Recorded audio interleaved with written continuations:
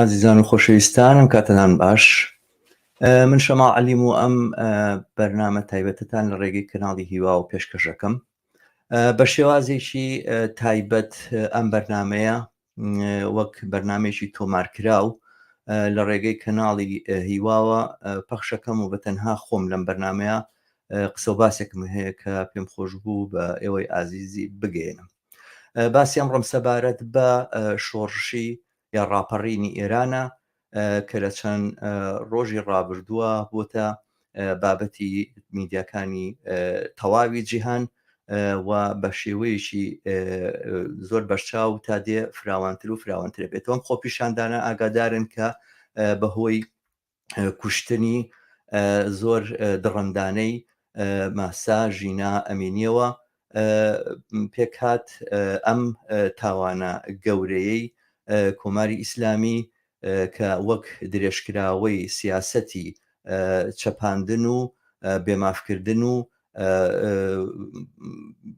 زەخت و زۆرهێنان بۆ ژنانی ئێران چۆتە پێشەوە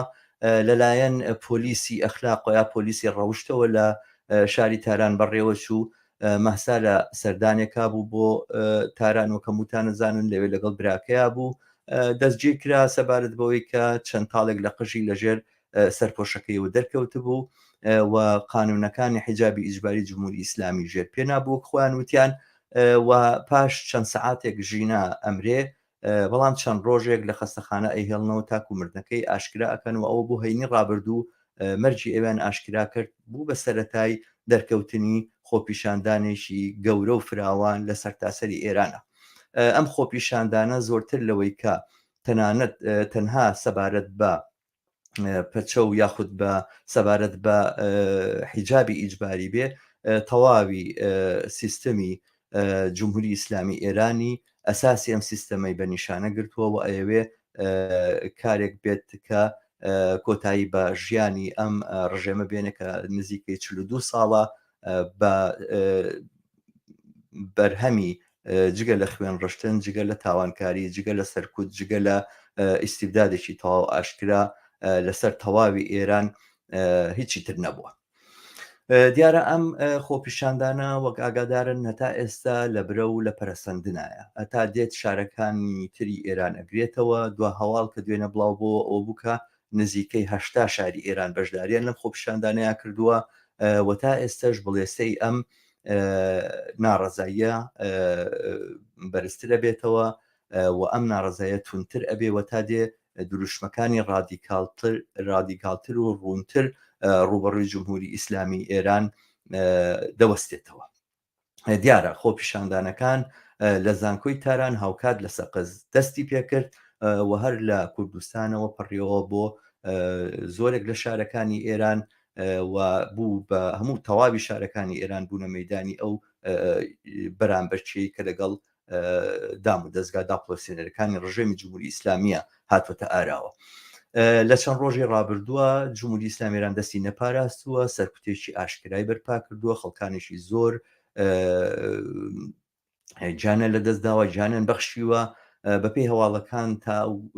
کاتی ئامادەکردنی ئەم بەرنامەیە وین 21 کەس ژیانە لە دەستداوە، سەدان کەس زیندانی کراون، سەدان کەس بریندارن و حەملە و پەلاماری گرتنی هەڵسوڕاوان و گرتنی چالاکوانانی سیاسی لە تاران و لە شارەکانی تری ئێرانە بەردەوامە و خەڵکیشی زۆر بەبێ هیچ حکمی مەحکەمەیەک بەبێ هیچ تەوجیهکردنی توهمەیەک دەستگیرەکرێن و ئەخرێنە کونجی زیندانەکانەوە. دیارە ئەوەی کە جمهوری ئیسلامی ئێران بناسێ ئەزانێ ئەمە هێشتا سەرەتای کاری داپڵۆسیێنەرانی ئەوە و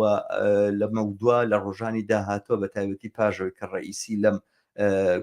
لەم کۆبوونەوانەی نەتەوەی گرتووەکانە گەڕێتەوە کوشتاری ڕاستەقینە و کوشتاری بە معنای کەلیمە ئەتوانێت دەست پێ بکاوە تەواوی شارەکانی ئێران بکەن بە گۆمی خوێن. ئەم خۆپیشاندانە سەرباری ئەو هەموو تونند و تیژیە ئەو هەموو دڕندەیە بەڵام هێشتا ئەچێتە پێشەوە منش نیشانەی ئەوەیەکە ئەمە دەربڕی ڕقێک و تووڕێیەکی قوڵی جەماوەری ئێرانە لە جمهوری ئیسلامی ئێران کوشتنی مەسا ژینا ئەمینی تووڕەیی و جامی تووڕەیی و ڕقی خەڵکی لێوان ڕێژ کرد و دیارە ئەم ڕووداوە بەپێی ئەو لێکدانەوانی کە ئەکرێ ڕووداوێکی بەرەو پاش نەگەڕاوەیە گەلێک دەستکەوتی بەدەستهێناوە تا ئێستام خۆ پیشاندانە بە جۆرێک لە جۆرەکان ئەوەی پێ وترێ حیجاب ئەساسەن کەوتۆ دەژێ پرسیارەوە زۆر سەختە جمهوری ئیسلامی ئێران جاریشتر بتوانێت ئەم سیاسەتانی خۆی لەم بوارەیە بەرێتە پێشەوە بەڵام ئەم جوڵانەوەیە زۆرتر لەو مەطلبە فەوری و ئانیەکە لابردنی حیجابی ئیجباریە زۆرتر نیشانی وەگوتم لە تەواوی ڕژێمەکە گرتووە. ئەم خۆ پیشاندانە ئەهمیێتیی گەورەی هەیە هەموو ئەزانین کە تۆوی یاخود ڤایرۆسی ئیسلامی سیاسی لە سەرەتاوە لە ئێرانەوە داکەوت و لە ئێرانەوە بڵاو بۆ بەسەر تاسەری دنیاە. دیارە هەروەکو چۆن ڤایرۆسی کۆرۆنا لە چین بڵاو بۆەوە لە چین کۆتایی پێهێنرا وەڵام دواتر لە وڵاتەکانی ترا ئەبوو مکافحە بکرێت تاکو کۆتایی پێبنرێ ڤایرۆسی ئیسلامی سیاسی هەر بەو جۆرەیە بەڵام بێن نەبەر چاوتان کە سین و ئەو جنوبی شەرقی ئاسیا هێشتا هیچ کارێکی لە بەرامبەر ڤایرۆسی کۆرۆنا نەکردایە لە دنیاشا زۆر سەختە بوو کە بەسەریا زاڵ ببی لەبەرەوە لابردنی کۆماری ئیسلامی ئێران ڕوخاندنی جمهوری ئیسلامی ئێران هەنگاوێکی زۆر گەورەیە شۆڕشێکە نەتەنان لە ئاستی خۆرهەڵاتی ناوەڕاستە کاریگەری جیهانیشی هەیە بەشێکی زۆر لە معادلەتەکانی جیهان قابلی گۆڕانن بەشێکی زۆر لە ئەو جوڵان و کۆنە پەرستانەی کە لە دنیاە سەریان هەڵداوە لە ئەوروپا و بۆ ئەمریکا تەنانەت بۆ ئوسترالیا تەنانەت تەواویەوە کە هیچ ڕۆژهەڵاتی ناوەڕاست هەموو بەشی زۆریان هەتیوەکەون و زەمینە بۆ زاڵبوون بەسەر ئەو بەشێتری ئیسلامی سیاسەکە ئیسلامی سونیە ئاسانتر ئەبێ هەر بۆیە ئەمە بایەخێکی زۆری هەیە بۆ سەر تاسەری جیهان بۆ ناوچەکە بەڵام بۆ کوردستان ئەمە ئیتر لە لەو بایەخش زۆرترە بۆ کوردستان ئەمە یەک ڕووداوی ناوخۆییە کۆماری ئیسلامی ئێران جمهوری ئیسلامی ئێران ڕاستەوخۆ حکمی عێراقەکەوە ڕاستەوخۆ دەسەڵاتی لە عێراقا بەدەستەوەی لە ڕێگەی دام و دەستە و تاقمە مەذهبی شیعە مەذهبەکانەوە و تەنانەت لە ڕێگەی ئەحزابێکی وەکو یەکێتیشەوە کە بەخۆشی بێ ناخۆشی چوونەتە ژێر ڕکێفی کۆماری ئیسلامی ئێرانەوە ئەم حەقیقەتە ئەوەی کە ئەمە ڕووداوێکی داخلیە لە کوردستانە و لە عێراقا دەستە و تاقمە ئیسلامیەکان لە کوردستانە زۆر بە ئاشکرا هەستیان پێکردووە لە چەند ڕۆژی ڕابردووە بینیمان منیرە عەبدولعەزیز لەلایە خەریکە وەک نۆکەرێکی ئیتلاعات خەریکە داوای محکمە لەسەر چالاکوانان تەسجیلەکە و گوایە دیفاع لە حیجابی ئیسلامیەکە و ئیسلام هەڕەشەی لێکراوە یاخود بخراوەتە ژێر پرسیارە سوکایەتی پێکراوە لەو لای تریشەوە جوجەڵەکەی یاخود زەڕنەقوتەکەی کوڕی سەرکردەی کۆمەڵی ئیسلامی خەریکە باسی جیهادەکە لە بەرامبەر دوژمنانی کۆماری ئیسلامیە و هەروەها سەرکردەکانی تریشیان قسە لەسەر ئەواکەن کە ڕۆژگارێکی تاڵ چاوەڕێنەکە گە جمهوری ئیسلامی ئێران بڕوخی ئەوان زۆر بە ئاشکرا ئەزانن کە ئەم مەسلەیەکی داخلی وەر لێستەوە هەڕەشی خوانەکەن لەو پشتیوانی کە ممکنە لە کوردستانی عێراقا بێتە پێشەوە جێگای داخە کە تا ئێستا سەرباری ئەوەی کە بەشێکی زۆری خەڵکی کوردستان بە تایبەتی ناوچەکانی سلێمانی دڵیان لەگەڵ ئەم خەباتە لەگەڵ ئەم جوڵانەوەی جۆڵانەوە و ڕاپەڕینە شۆڕژێرانەی کوردستانی ئێران و سەرجەم ئێرانە لێدەدا بەڵام تا ئێستا بە ئەندازەی پێویست ئێمە پشتیوانیمان لەم جوڵانەوەی نەبینەوە ئەم باسەی من تایبەتە بەوەی کە چۆنی ئەکرێت جوڵانەوەی لەو چەشنە بەڕێخین بەڕاستی یەکێک لەو شتانەی کە بەری گرتو بۆی کا جوڵانە جەماوەریەکان و کۆمەڵایەتەکان لە کوردستانە بەڕێکەون شەقامە یعنی ئەم تەقدیسکردنی شەقام کە هەموو شتێک بێ بچینە سەر شەقام و مزارە بێت لەسەر شەقام بێ وای کردووە خەڵک یاچێتە سەر شەقام یا ناچێت یاوە تاچێ لە مزارەکانە بەشداریەکە و وێ لەوێ خۆی دەرخات و مەجموعەیەک هین بێ کە شتێکی ئیجابی و خراپ نییە بەڵام بەرحاڵ ئەم ڕێگایە دۆزراوەوە بۆی کەوا دەربڕینی ناڕزایەتی بکرێەوە تا کە لە ماڵ و دانیشی تر هیچ ناڕزایەتیەک نییە وەگەوەی شوێنی کار شوێنی ژیان ئەو جێگایی کە تۆ لەگەڵ نزیکترین کەسەکانتە ئەتوانی ڕێک پێکەوە ڕێکەون و پێکەوە لەسەر کارێک ئیتیفاق بکەن و ئەوانە ئەوە شوێنی خەباتکردن نییە بە بڕوای من ئەم تێڕوانین و ئەم دیدگایە تەواو هەڵەیە من لێرەیە وەکو پێشنیاری خۆم چەند پێشنیارێکم هەیە بۆ ئەو جەماوەرە بۆ ئەو خەڵکە تووڕەیی کە نوێ پشتیوانی لە ئەم جوڵانەوە شۆڕژێڕانی ئێران بکەن پێشکەشی یەکەم و دواتر قسەیەکیشم ئەبێ لەگەڵ هەڵسوڕاوانێکی جوڵانەوەی ژنانە کە ئەم مەسلەیە ڕاستەوخۆ پەیوەندی بەوانەوە هەیە. دیارە ئەم مەسلەیە کە جەماوەری کوردستان پشتیوانی لە ئەم جوڵانەوەی ئێران بکە مەسلەیەکە پەیوەندی بە ژیانی ژنان و پیانەوە هەیە، بەڵام بە تایبەتی بە ژنانەوە، یعنی بەڕاستی ستەمێکی زۆر لە ژنانی کوردستان ئەکرێ و هەموو ژنان بە ڕێگ و پێستەوە هەست بەم ستەماکەن، باسەکە تەنها لەسەر مەسایلی شەخسی و تایبەت و پەیوەندی خۆشەویستی و ئەوانە نییە لەگەڵ پیاوانە، باسەکە لەسەر تەواوی ژیانی ژنانە لە کوردستان، لەسەر کار لە ناو ماڵە، لە کاری ناوماڵە، لە خوێندنە، لە هەموو بوارێکە لە بوارەکانە هەڵاوردنیی ئاشکرا بەرامبەر بە ژنان پیادە ئەکرێ. ژنان لە بەشی زۆری ئەو مافانەی کە پیاوان لی بەهرەمەندن کەوانش هەتا لەوانێ مافی کەم بن بۆ پیاوانیش، بەڵام لەو مافانەش بەهرەمەندین و بە هەموو ڕەگ و پێستیانەوە هەست بەو ستەما ئەکەن کە کۆمەڵگەی سەرمایه‌داری بەسەرێنە دای سەپاندووە و دام و دەستگاکانی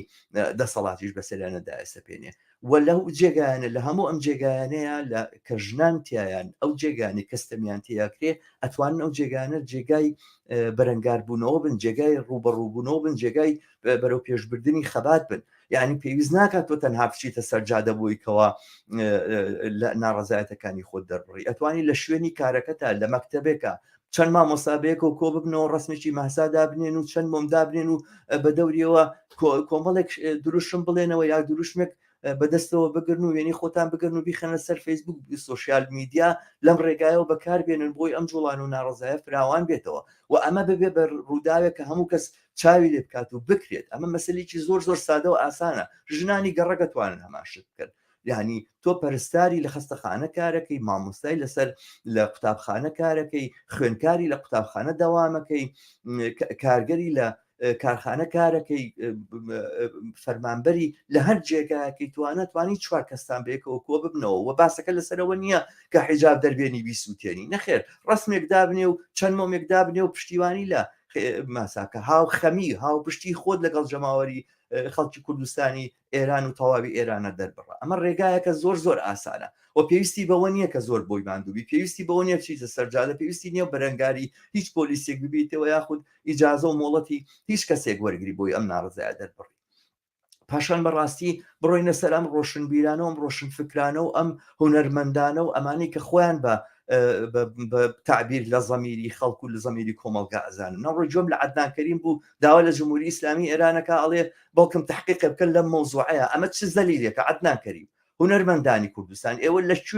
لە شوێنەوانی کە باسی ئازادیەکەن و باسی ژنانەکەن و باسی ئافرەتەکەن بۆ لە ڕۆژێکی ئاوایە گەردەنگتان دەرنەیە بۆ کەیتان هەڵگرتووە؟ بۆچی سەوڵەکە ناتوانێت جێگایەک بێ بۆی چەند کەسێک بە گیتارەوە بچن لێ مۆسیقا لێ بدەن، گۆرانی لێ بدەن بۆ مەسا و بۆ ئێران و بۆ ئەم جوڵانەوە شۆڕژێڕانەیە؟ بۆ ناتوانێت سەرجادەکان ببێ بە جێگایەکە مۆسیقای سەرجادە پێیا بوو هەر ئەو مۆسیقانە بەکاربێنن بۆی تعبیر لەمە بکەن. هونەرمەندانی شێوەکار لە شوێن بۆ ناتوان ماڕەزە سەرجادەکان بکەن. بەڕاستی ئەنواع و ئەشکال ڕێگا هەیە تۆ بتوانی ئەم کۆمەلگایە تعبیر لە هاوپشتی خۆی و هاودڵی خۆی و هاوخەمی خۆی بکات لە جەماوەرێکا کە بەشێکن لە ئێمە و لەو دی و سنوورن، هیچ جیاوازیەک لەگەڵ کێشەکانیان لەگەڵ کێشەکانی ئێمەیان نییە و ئەوەی کە حکمی ئەوانەکە بە شێوەیەشی ناڕاستە و خۆ بێش تەسیری لەسەر ژیانی ئێمە داناوە و ئەمە ڕۆژی ئەوەیە کە ئێمە ئەم تعبیرە لە خۆمان بکەین و هەر ڕێگایەک بۆمانەکرێ و بە هەر شێوازێک بۆمانەکرێت تعبیر لەم ناڕزایەتی بکەین و لێرەوە دەست پێ بکەین. ئەم جۆڵانەوەیە ئەتوانێت لە ناو ماڵەکانەوە دەست پێ بکات، لە ناو گەڕەکەکانەوە دەست پێ بکات. ژنانێکە کوئبنەوە لە بەردەرگا دانیشن خەریکن خەم و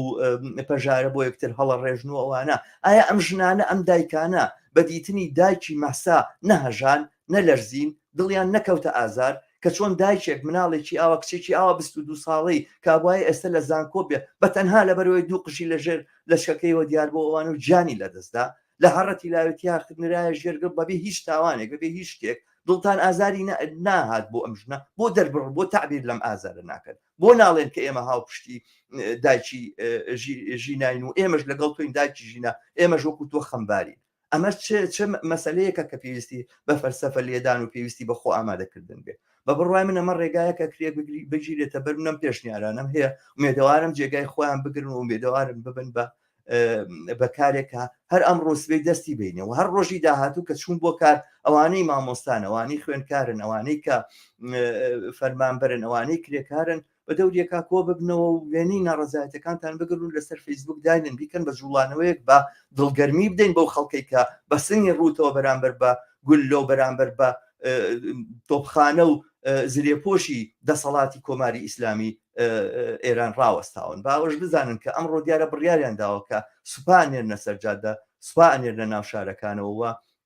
ئەمە ئەتوانێت بەرهەمی خوێنڕێژێکی زۆر بێ بۆ بەرگرتن لە خوێنڕێژیە وەختێتی کە ئێمە بە ئەرکی خۆمان هەڵسین و ئەو ڕۆژگارانتان بیر بێ کە ئێمە بە ئاوارەی ئەچون بۆ ئێران لە ماڵەکانی کوردستانی ئێرانە جێ ئەکراینەوە وەکو ماڵی خۆیان وەکو برای خۆیان وەکو خۆشتی خۆیان وەکو دۆستی خۆیان حسابیان بۆ کردین ڕۆژی ئەوەیە کە ئێمە لانی کەم بۆ دانەوەی ئەو چاکەیە بۆ تعبیرکردن لەو هاوپشتێ دووبارە هاوپشتی خۆمان دەربڕین و من لە ئاخیری شاپەیانێکم بۆ هەڵسوڕاوان هەیە ژنانێکی هەڵسوڕاو لە کوردستان هەم بەڕاستی جەربەزن بەڕاستی ئازان بەر لە هەر شتێک بەر لەوەی کەوا هیچ سەرنجێک لەسەر چالاکیەکانیان بدەم ئەبێ بەڕاستی سەری ڕێز بۆ ئەو ئازایەتیە بۆ ئەو لە خۆ بردوویە بۆ ئەو ماندوونە ناسیان دانەوێرم کە لە خۆیان نیشانیان داوە هیچ گومانێک لەوەیان نییە ئەگەر چالاگوانی ژنی ئەگەر چالاگوانی کارگەری دەگەر چالاگوانێکی کۆمونیستی لە کوردستانە بێ سەر هەڵبڕی سەرباری ئەوەی کە دەسەڵات لە دشتە قانون لە دشتە فەرهەنگی کۆمەلگا لە دشتە تەنان لەوانێ دەرو دراوسەکانیش لە دشت بن و ئەوانە بەڵام سەردانانەوێنی بەردەوامی تۆ جێگای شانازی بێ شانازی بەخۆتۆ بکەی بەڵام هاوڕێیان ئەمە ئەو ڕێگایانیەکە بێ بگرینە بەر بۆ دەربڕین ناڕەزایەتەکان ناڕەزایەتیەک هەڵمەبژێرن کە خەڵکێکی ئاسایی نەتوانێت بیکە ناڕەزایەتیەک هەڵمەبژێرن کە پاڵەوانی بوێ ئەوانەی کە ئەتوانن پاڵەوان بن لە کۆمەڵگەیەکە لە پەنجەی دەسەکان ناتوانن زیاتر بن ئەو با بڵین 100 کەس بن با 200 کەس بن بەڵام ئەمە ناتوانێت کۆمەلگا بگۆڕێ ڕێگایەک هەڵبژێرن بۆ ناڕەزایی دەربڕین کە هەموو ژنێکی ئاسایی بەبێ ئەوەی هیچ کاریگەریشی ئەو تۆ لەسەر ژیانی بکات بتوانێت تایە بەشدار بێ ئەمە ئەو ڕێگایەیە یعنی لە فەلسفەی ئێمەمانانە کە خۆمان بە کۆمونیست و بە چەک و بە سۆسیالیست دەزانین هەمیشە قسە لەسەر دەسەڵاتی جەماوەر لەسەر خەڵکە تۆ باز لەسەر دەسەڵاتی جەماوەرەکەی ئەگەر لە میتۆدی تۆیە لە بیرکردنەوەی تۆیە جەماوەر تەنها ئەوانە بن کە شوێن تۆ ئەوکەون و ئەمانە ئەم میتۆدە بە دروستیت وەرنەگرتووە و ئەو ئامانجەی کە دیاری ئەکا کە تۆچی تو ئەوانە لە میتۆدەکان تا و لە جیهانبینەکە تا ڕەنگی نەیاوەتەوە باسکردن لەوەی کەوا بێت جەماوەر ئازاد بێ جەماوەر بە دەستی خۆی ئازاد بێ ئەمە مەسلەیەکی پراکتیکیە مەسلەیەکە پەیوەندی بەو شێوازانەشەوەکە هەڵێ بژێری و ئەگەر جوڵانەوەیەک جەماوەریشی فراوان نەتوانێت بەشداری تیا بکاتوانە شوێنێکی لەنگە بگەڕێن بزانن چیە بەپێی ئەو تەوازنی قیوایی کە هەیە بەپێی ئەو هاوسەنگی هێزەی کە هەیە لە هەر قۆناغێکە ئەبێ شێوازێک لە خۆپیشاندان شێوازێک لە ناڕەزایی دەربڕین شێوازێک لە کۆکردنەوەی هێز بگرینە بەر و ئەمە ڕۆژی ئەوەیە کە بیر لەوە بکەینەوە ئەو شێوازانە چین و دەست بەرین بۆ ئەوانە ئێوەش وەکو ئەو خەڵکە ئەو کارانە بکەن کە خەڵکێکی ئاسایی ئەتوانێ بیکە بەوە ناڕەزایی خۆتان دەربڕن قژی خۆمان ببڕین و بڕۆین ڕۆژانە مەسەلەن شەوێک